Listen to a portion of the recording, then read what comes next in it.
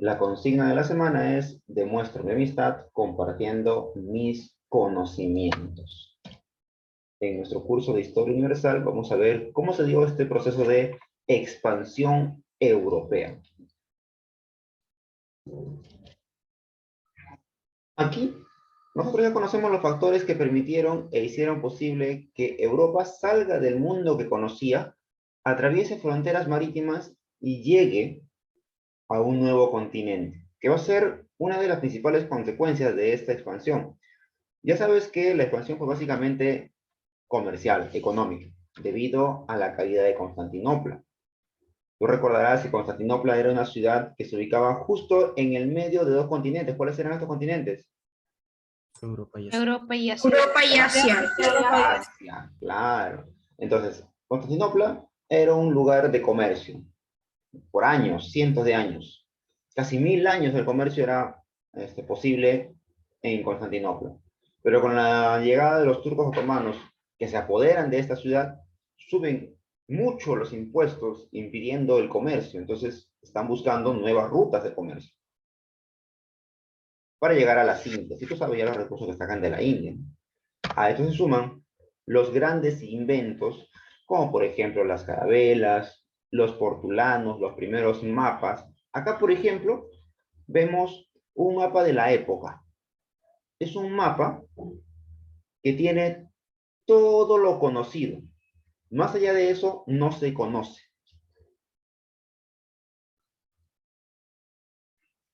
Y por último, la crisis que vivió Europa hacia el siglo XV, en plena época del Renacimiento, se enfrentaron a pestes, hambruna, guerras, desesperanza. La gente se estaba refugiando en su religión y en su señor feudal, pero ambos le empezaban a fracasar. La religión no les daba alimentos, no los curaba, no los sanaba, seguían enfermándose, se contagiaban todos en las iglesias, se enfermaban más, y el señor feudal no los podía proteger de las invasiones foráneas, de las invasiones extranjeras, de las guerras. Por lo tanto, esta crisis de Europa fomenta también las miras de los reyes hacia una nueva ruta para poder realizar el comercio con Asia. Recordemos lo que fue el proyecto portugués. Si nosotros tratamos de hacer el mapa de Europa de manera ligera, vamos a ver que es algo así, con Inglaterra, entonces. Por acá África,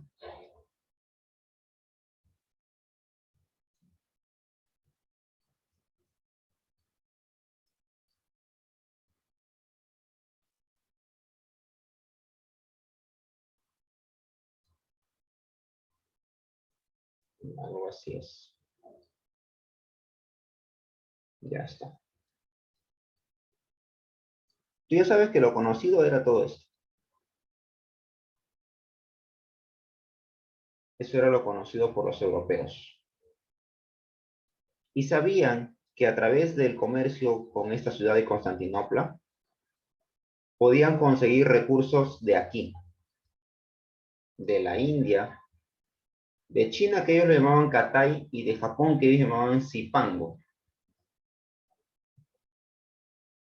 Exactamente, no sabían cómo llegar desde Europa, porque había comerciantes que se encargaban de eso. Traían los productos desde la India, desde la China, desde Zipango, hasta Constantinopla. Y recién llegaba hasta Europa. Entonces, al verse impedido este comercio, lo que hacen los diferentes reinos, por ejemplo, Francia y Alemania deciden pagar el impuesto que han puesto los turcos otomanos, mucho más dinero. Otros países como Portugal, que se encuentra aquí, lo que van a hacer es enrumbarse hacia lo desconocido, tratando de bordear el continente africano. No sabían cuál sería la parte final. Luego de bordearlo, intentarían llegar hasta las Indias. Ese era el plan de Portugal.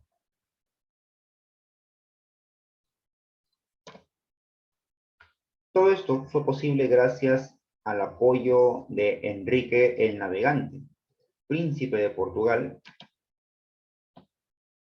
quien establece la Escuela Náutica de Sagres. Tú recordarás que aquí en esta bahía, aquí en esta península,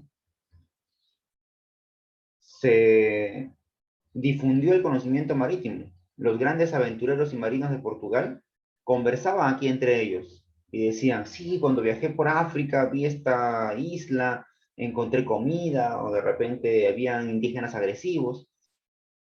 Al compartirse el conocimiento, se van trazando ya textos para que los futuros navegantes sepan por dónde hacer su recorrido.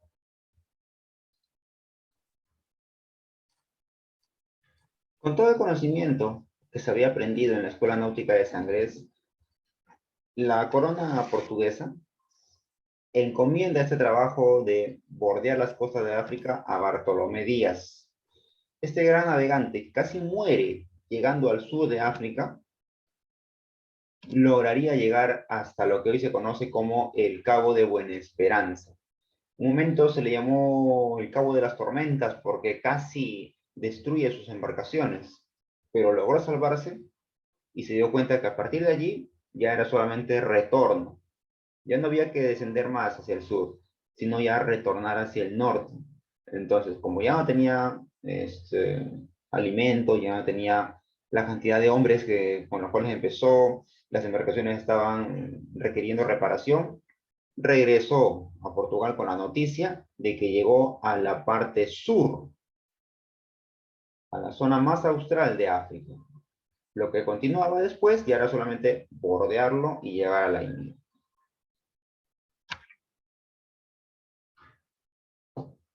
Posteriormente, se le encomienda la labor a Vasco da Gama de llegar hasta la India, tratar de colonizar y poder comercializar de una vez todos los recursos que se necesitaban. Y así lo hace Vasco da Gama, emprende la misma ruta de Bartolomé Díaz, llega hasta el sur de África, bordea el continente. Lamentablemente, cuando llega a Calicut, en la India, es atacado por los nativos. No va a poder continuar su expedición, no va a poder comercializar, pero va a llevar las evidencias necesarias de regreso a Portugal para dar a conocer que efectivamente llegó a la India y que ya pueden organizar nuevas expediciones para traer los recursos que se requieren de aquí. Cuando Portugal se disponía a colonizar África y formar ahí algunas factorías militares para evitar el ataque de los aborígenes, Álvarez de Cabral, que tenía esa función, pierde el rumbo debido a los malos vientos y se dirige por casualidad hacia otro continente. En estas costas de América, Álvarez de Cabral descubrirá lo que hoy se conoce como el país de Brasil. Y Portugal no perderá el tiempo, aprovechará para empezar a colonizarlo también. Es por eso que cuando España llega a América, Portugal ya se encuentra en la zona oriental. Ambos empiezan a apoderarse del continente y llegan a un acuerdo que es el Tratado de Tordesillas, tú lo recuerdas. Álvarez de Cabral continuará su recorrido, llegará hasta la India, donde comenzará este proceso de colonización en la India. Finalmente, ya con Alfonso de Albuquerque, Portugal se apoderará militarmente de la India. Con esto ya los recursos están a su disposición y no va a encontrar otro país opositor porque los demás solamente comercializan. En cambio, Portugal está yendo con militares a afianzar sus dominios en esos territorios.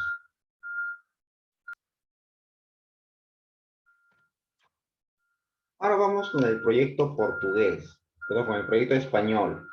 Mientras Portugal quería bordear las costas de África, un camino seguro, España recibe el proyecto de un navegante italiano que creía que viajando hacia Occidente se podía llegar a Oriente debido a que la Tierra era esférica.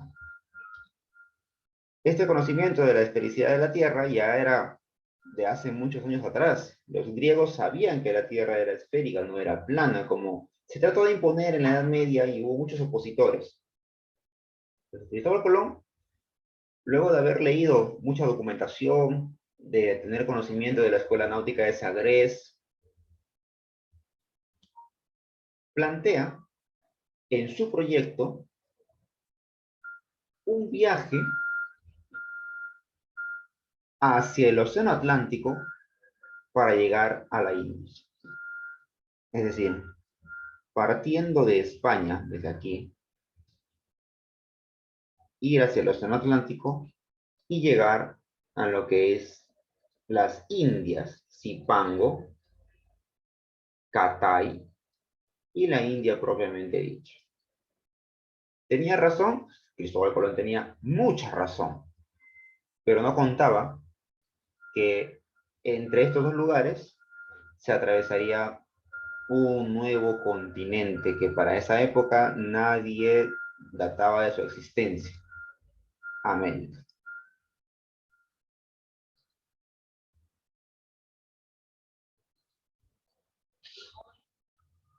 Tiempo después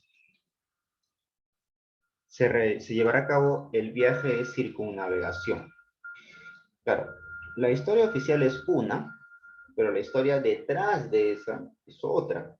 Por ejemplo, nosotros consideramos a Cristóbal Colón como el gran descubridor de América, pero nos olvidamos de Eric el Rojo, que ya años antes de Cristóbal Colón realizaba el comercio entre Europa del Norte y América del Norte. Solo que eso no ha pasado a los libros de historia porque no se ha documentado, no ha sido un conocimiento superior de repente. Igual acá, los viajes de circunnavegación fueron realizados oficialmente por Hernando de Magallanes y su lugarteniente Sebastián Elcano.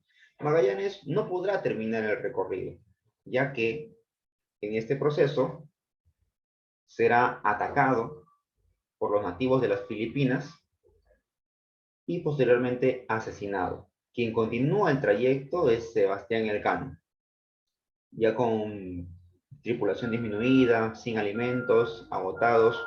De las 5 naves que salen, solamente regresa una, con Sebastián Elcano. Ese trayecto les tomó un poco más de 3 años. Y no fue el único proyecto de circunnavegación.